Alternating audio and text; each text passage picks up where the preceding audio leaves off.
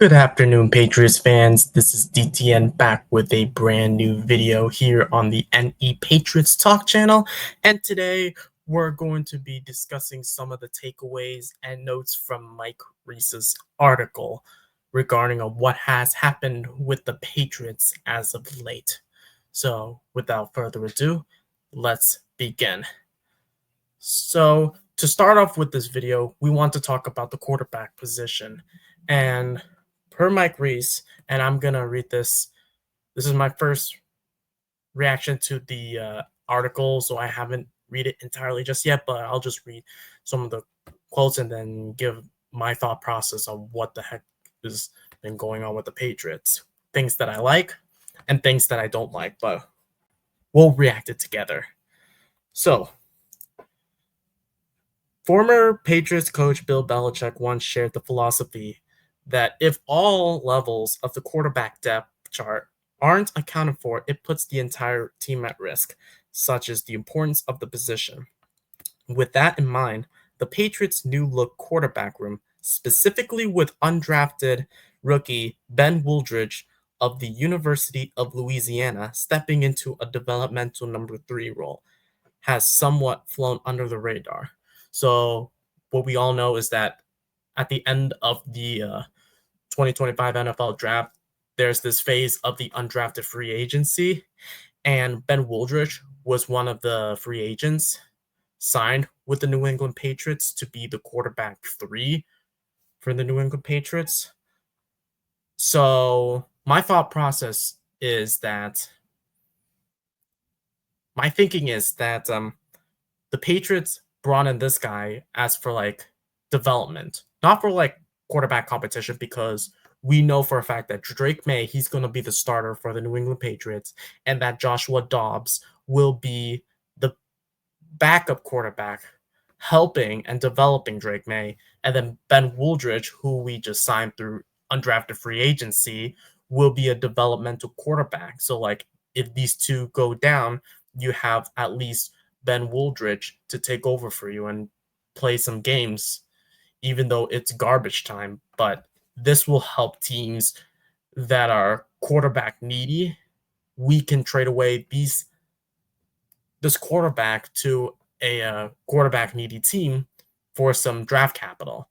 And that's the mindset for Elliott Wolf, because his father was Ron Wolf, who was the Hall of Famer general manager for the Green Bay Packers. And Elliott Wolf was trying to follow that philosophy, which I completely understand, because that's what we did with Joe Milton. The next part of the article that I want to take a look at is how Drake May is entrenched as the starter and primed to have the C on his jersey as a first-time Patriots captain in his second season. I think that's going to be a great sign for Drake May, because you have to consider this. Drake May, during his first season as a New England Patriot, I thought his leadership and his ability to make plays has been out of this world. I think that under Josh McDaniels, who I think is a worthy offensive coordinator, not a head coach, but a worthy offensive coordinator, I think that he could take Drake May's level as a leader and as a quarterback to the next level, considering what he did with Mac Jones and what he did with Cam Newton out of his prime and what he did with Tom Brady. And I think that Drake May, as a captain, I think that he's going to boost the Patriots offense to where they should be. And I think he's going to be great for the locker room. You've seen it in some of the mic'd up videos on all Patriot socials, and you can see it on the field. And I'm extremely excited for all of that. The next portion I want to get into is what happened with pick 38. Nobody knew about we all knew that pick 38 was Tvon Henderson, but I want to understand like why we decided to use pick 38 while the Chicago Bears stick to 39 instead of like trading up for 38. So all of this information came from the episode of Forged in Foxborough. I think you should take a look at it. It's one of the best shows or documentaries I have ever seen. The first episode basically just gets into like what happened during like the beginning of the off season after the end of the 2024 season. So one draft day nugget revealed in Fortune Foxborough was that the Chicago Bears tried to move up to pick number 38, offering a 39th pick and a 7th rounder to do so.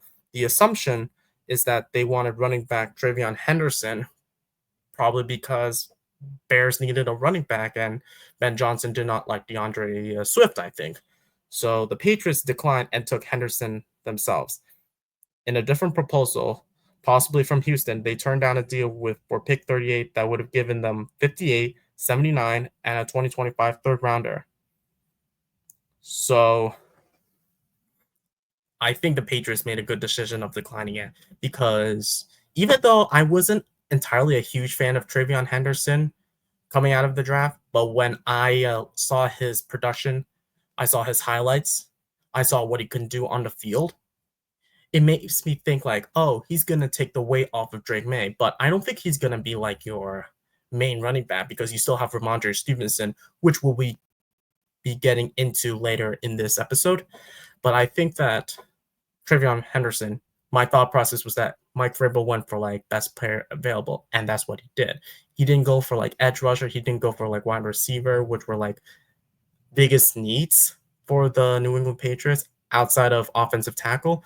I just think that going running back, when this is a deep running back classroom, you got to go for it. And I think that's what Mike Vrabel and Elliot Wolf did, and I really liked it.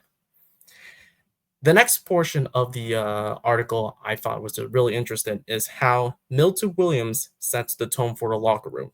And I quote, "When a team's highest player is also one of its hardest workers, that can be a powerful force. It seems like that is playing out behind the scenes with free agent signing Milt Williams, who has been a regular participant in the voluntary offseason program." And Milt Williams said, and I quote, "I'm trying to lead by example. Hopefully the guys will see me working and they'll want to follow suit. Trying to bring everyone along to what we're trying to build here." And I think that's really big. I think that Milt Williams likes the discipline. I think he wants to be the leader for the locker room and show a great example for all the first years and second years and all the rest of the young players for the Patriots, because last season we had issues with disciplinary consequences. There was no discipline, there was no accountability, there was no plan, there was no organization. And the fact that Mike Vrabel is in the building right now and that Milt Williams is following that plan, it makes me feel excited. Makes me feel like I'm excited to see the Patriots, but not trying to be optimistic. I'm trying to be very careful, because even though that Mike Vrabel is in the building, which I really like, we got to make sure that you have to prove it on the field rather than just jumping to a conclusion saying that we're a playoff team, because I think this is like the second year of a rebuilding process, I think, officially. And then finally, it has to do with Ramondre Stevenson's absence. And to summarize that portion, because I think you can read it on the article. If you want to see the article itself, I will post the link to the article itself so that you can read it yourself and be able to understand what Mike Reiss was explaining during the Patriots offseason. So what we do know is that Tvon Williams, who was a 6-year veteran for the Cincinnati Bengals, he signed a 1-year deal because Ramondre Stevenson's father passed away, sadly, at the age of 54, and his close friend passed away during that same time. So emotionally, Stevenson didn't show up to any of the activities because of those hard feelings and all of these emotions and all these heartbreaking losses. So I think that Stevenson spent some time outside of football just focusing on that. And as always, I'll send my thoughts and prayers and my condolences to Stevenson and his family, because throughout these hard times, it's not really easy when you lose your father and a friend within a short period of time. That's devastating. But we also have to realize that Stevenson also had a horrible season last season, and I think that he needs to take that level back to where it was in 2021, or he can improve now that Josh McDaniels is back as offensive coordinator, considering that he was his offensive coordinator during his rookie season.